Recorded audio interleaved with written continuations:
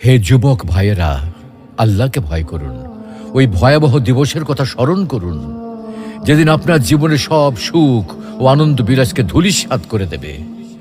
সেই দিনের কথা স্মরণ করুন, যেদিন আপনি হবে নির্জন কবরের একা বাসিন্দা।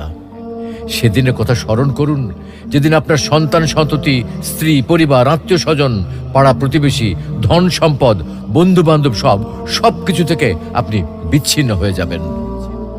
কবরের সংকীর্ণতা ও ঘুটঘুটে অন্ধকারের কথা কি আপনার একবারও মনে পড়ে না? কবরের বিভীষিকাময় ও ভয়ঙ্কর অবস্থা কি আপনার স্মরণ হয় না? কবরের শাস্তির ভয় কি আপনার অন্তরাত্মা প্রকম্পিত হয় না? মুনকার নাকির ফেরেশতার দয় প্রশ্নের সঠিক জবাব কি আপনি দিতে পারবেন? একথা একবারও কি ভেবেছেন? অনুরূপভাবে কবরের অপুরন্ত সুখ ও অনাবিল শান্তির কথা কখনো কি আপনার হৃদয়ে পটে জাগ্রত হয় না?